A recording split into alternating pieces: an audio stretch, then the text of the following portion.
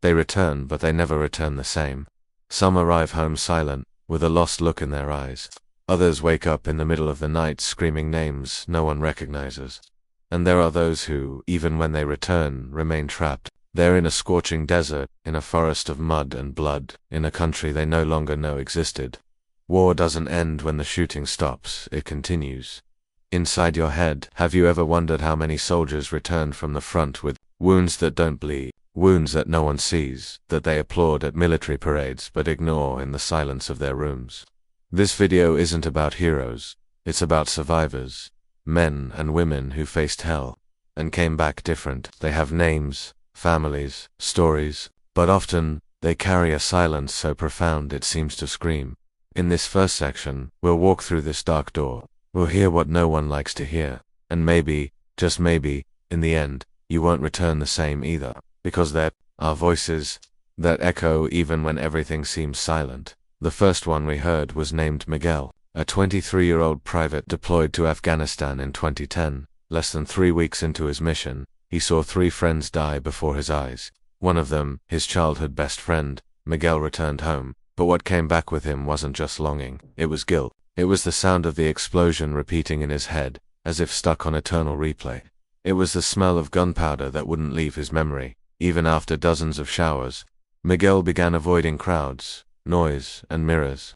He slept 2 hours a night. He took sleeping pills, and others to wake up, until one night he simply disappeared. He left his wallet at home, his cell phone turned off. He was found 2 months later, walking alone on a dirt road, over 1,000 kilometers from his hometown. When his mother saw him in the hospital, all she could ask was, "Are you still my son?" Miguel looked at her, and cried. He cried as if he no longer knew how to respond. But Miguel is no exception. He is the portrait, according to the U.S. Department of Veterans Affairs. 17 veterans take their own lives every day. That's more than 6,000 a year, more than those killed in combat. In many recent conflicts, what does this say about what war does to the inside? The technical name is PTSD, post-traumatic stress disorder, but those who experience it know, it's more than that.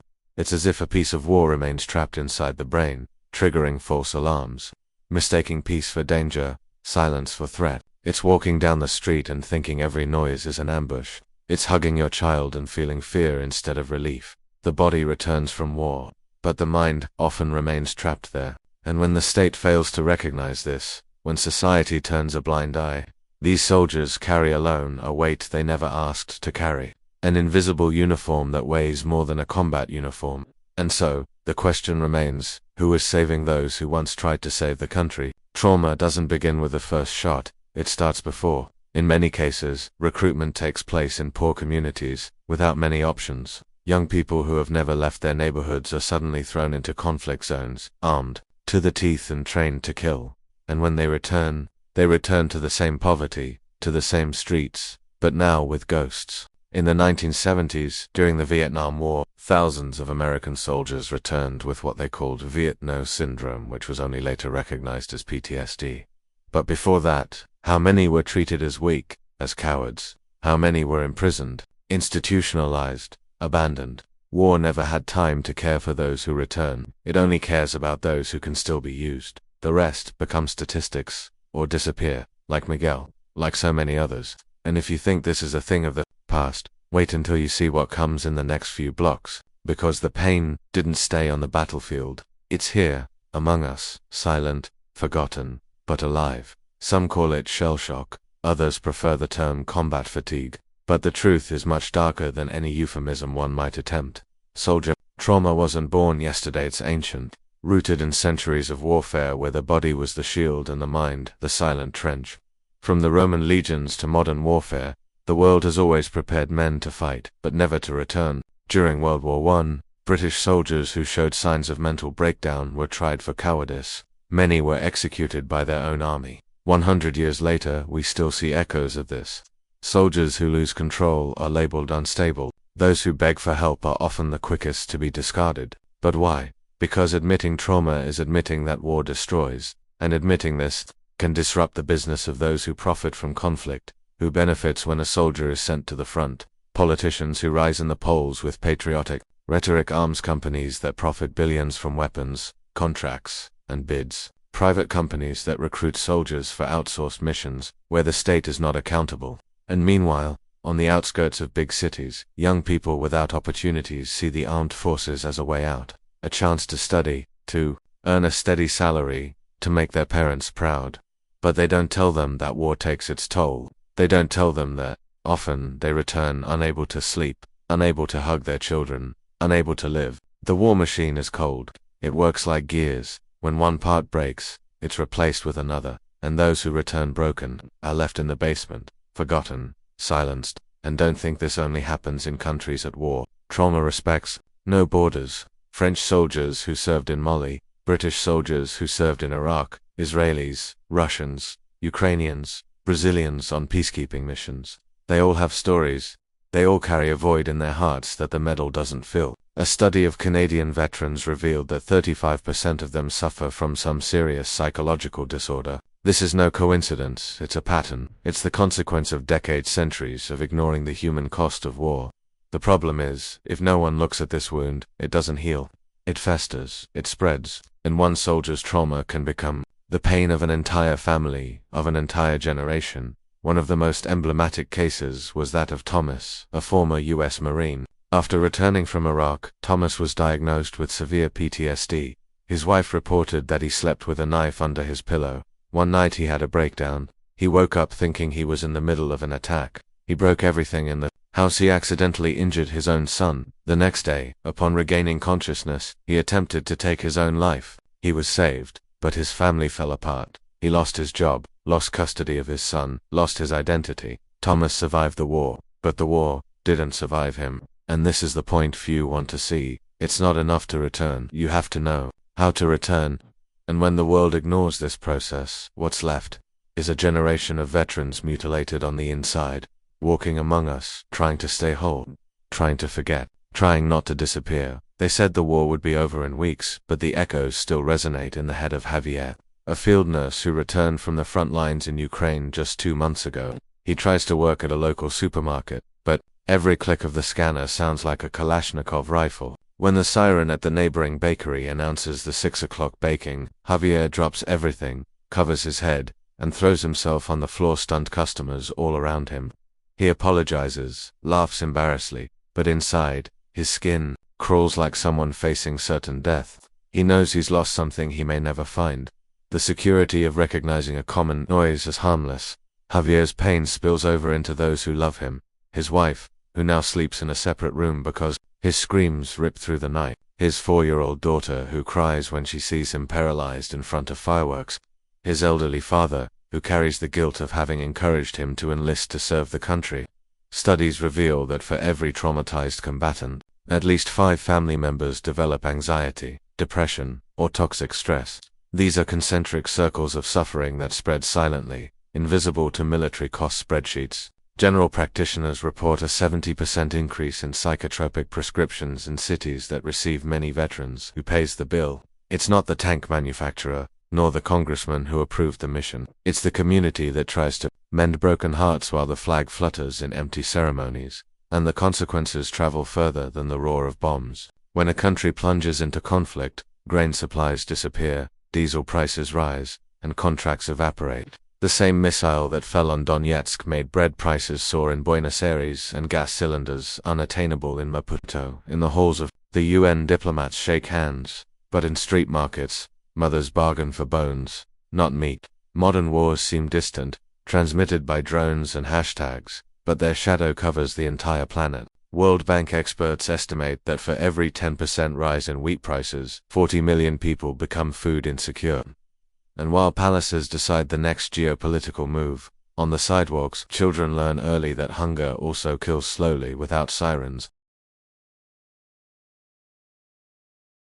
There's also a suffering that rarely makes headlines, that of women and children who share a roof with fragmented veterans. Harvard research shows that homes with veterans have a 300% higher risk of domestic violence, not because these men are monsters, but because they carry a minefield in their hearts, ready to explode at the slightest crack. Maria, the wife of a Brazilian sergeant who served in Haiti, says she memorizes the creak of each floorboard so as not to surprise him when he freezes. Her eyes travel to a scene that exists only in memory. and in this abyss of a gaze lies the chasm. She can't cross because she wasn't there. He can't return because the path has turned to shrapnel. Families live orbiting silence, skirting a dormant volcano, and when they seek help, they find months-long lines and few professionals trained in war trauma. What does the state do in the face of this emotional collapse? In many countries, the annual budget for veterans' mental health is less than the cost of a single fifth-generation fighter jet. In the US, the backlog of PTSD compensation claims exceeds 1.3 million. In Russia, soldiers from the recent conflict receive 3 therapy sessions before being left to fend for themselves. NGOs try to plug the gap, but it's like pouring buckets on a forest fire. Enlistment campaigns continue to promise pride, education, and a future but remain silent about the part written in blood and nightmares. When a veteran freaks out in a subway station, headlines paint him as a threat, not as injured. In this moral inversion, the hero becomes a public safety issue, while those who trained him rarely share the blame. So, what's left for these men and women? Some find solace in support groups, alternative therapies, service dogs capable of identifying the onset of an outbreak. Others seek meaning by sharing their stories in podcasts, books, and lectures. But there are those who simply disappear, living in tents under Los Angeles overpasses, in precarious housing in Kiev, in crowded shelters in the UK, wondering if still patrolling ruins. They look over their shoulders, waiting for the next snap, the next ghost. And here the question arises, how many wars can fit within the same person? If society abandons those who protected it, what reflection does it offer the rest of us? In the next section, we'll look ahead or over the precipice and discover what kind of world we're building when we treat trauma as a mere side effect of interests that never tread the mud.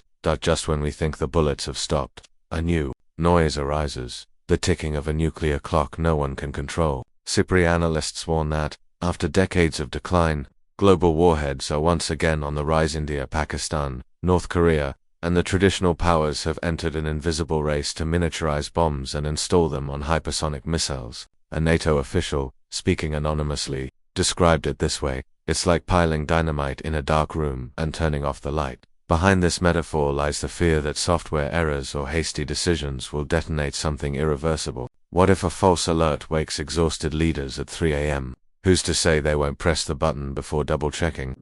The same culture that silences soldiers' trauma also normalizes the idea of total destruction as a negotiating tool. Do we understand how close we are to turning Javier's pain into radioactive dust on our rooftops? There's also the silent threat of autonomous drones. They already patrol borders, hunt terrorists, and choose targets without human intervention. Private companies, far from international treaties, sell swarms capable of flying over cities, mapping body heat, and firing micro-explosives at the temples of any suspect. Scientists at New York University calculated that AI systems, fueled by biased data, miss facial identification up to 15% of the time when the skin is dark or the face is partially covered. Imagine this multiplied by 100,000 micro-machines flying over a civil protest. Who will answer for the victims? What if a veteran with PTSD is mistaken for an insurgent because he ran when he heard fireworks? The line between surveillance and execution has blurred. It remains to be seen who will decide the next junta general, an algorithm, or an investor who has never picked up a rifle. The economic future also hangs on shaky pegs. Protracted wars already drain trillions from public coffers, forcing countries to cut health and education funding. An IMF report estimates that for every 1% of GDP spent on defense during active conflict, child literacy rates plummet 0.7% over 10 years. In other words, the longer the war, the more ignorance we sow for the grandchildren of those who fought. Public debt explodes, currencies lose value, and investors flee. The traumatized veteran who can't find work joins a mass of uneducated youth, forming a perfect breeding ground for extremism. Are we ready for the next generation of Javier, orphaned by a future and seduced by digital militias that promise belonging in exchange for radicalization? And, on the psychological level, another disaster is looming. Stanford research suggests that, in scenarios of climate collapse coupled with armed conflict, collective anxiety disorders could affect 40% of the world's population. Helplines are already creaking. In Australia, calls to crisis services doubled after the 2029 fires. In the US, they tripled after the escalation in the Strait of Hormuz. Who will care for so many wounded minds when we can barely cope with the returning fighters? Without treatment, trauma is transmitted like genetic inheritance. Children of veterans have cortisol levels as altered as their parents. According to a study by the Karolinska Institute, we are not just creating broken soldiers, we are shaping entire societies in a state of perpetual vigil, unable to trust sirens, crackling sounds, or absolute silence. Amidst all this, diplomacy falters. The UN lost its grip as the Council's 5 permanent members began vetoing any resolution that threatened their own strategic gains. Peace conferences became marketing showcases, photos, hashtags, and agreements that evaporate before the ink dries. Meanwhile, mercenaries profit, data corporations sell soldier profiles to election campaigns, and public opinion lulls to sleep,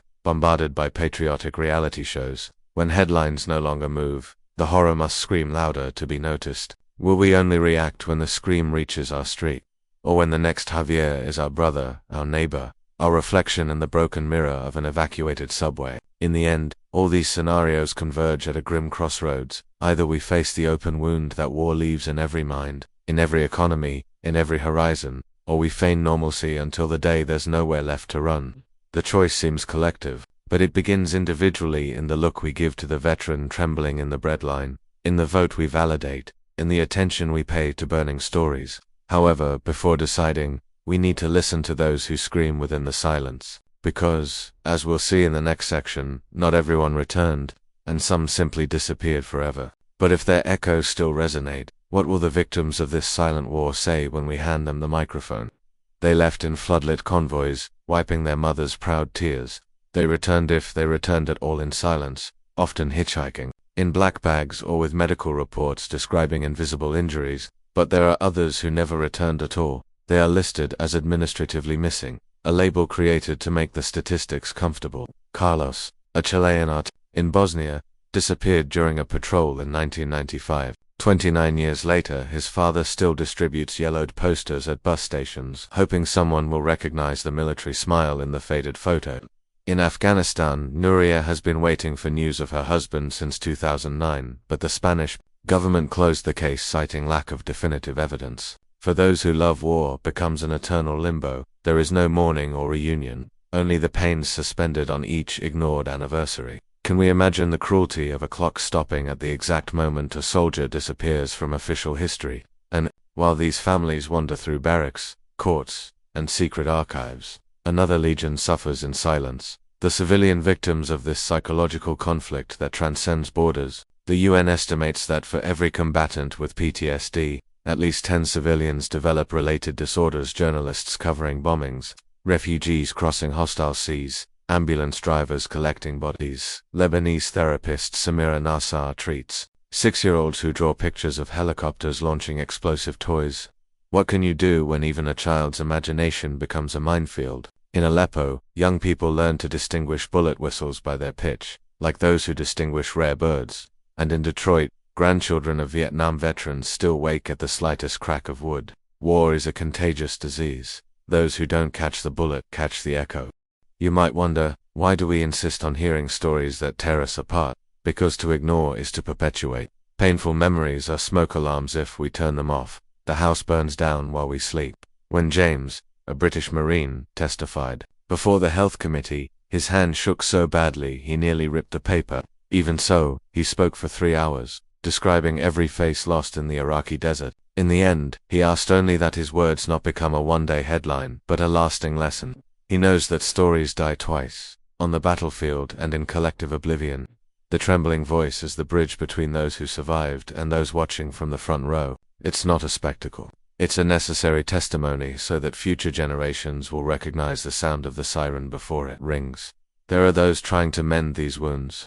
Volunteer networks offer service dogs, therapeutic virtual realities, and theater workshops where veterans play their own ghosts. Initiatives work, but they run into funding cuts, bureaucracy, and stigma. In Brazil, only 12% of former military personnel who request specialized treatment find a place in less than a month. In the US, the average wait is 146 days. Meanwhile, the gun lobby rakes in $2 billion a day. This isn't irony, it's a matter of prioritizing. In 2024, the US Congress vetoed a bill that would have allocated 0.5% of the defense budget to psychological rehabilitation, an unviable expense, they claimed. But on the same day, they approved another 100 state-of-the-art fighter jets. How many therapy sessions can fit into the price of a single jet? We have reached a moral crossroads. Continue counting medals or start counting scars. If heroism serves only to cover the wound, it becomes cheap makeup on open flesh. Every time we applaud parades without asking about those absent, we participate in the pact of silence. But there is a choice. We can push for welcoming policies, support research, open microphones in schools, churches, and podcasts. We can demand that repatriations include not only bodies, but souls.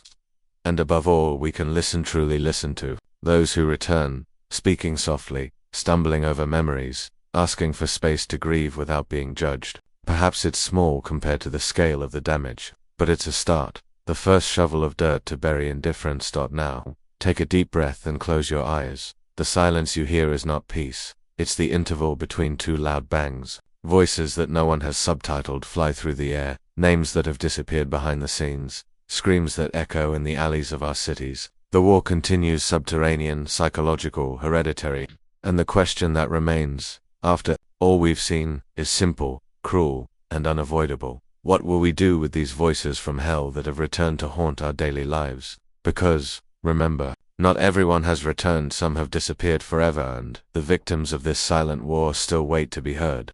If we ignore the call, we may be the next to walk aimlessly down empty roads, carrying ghosts no one wants to name.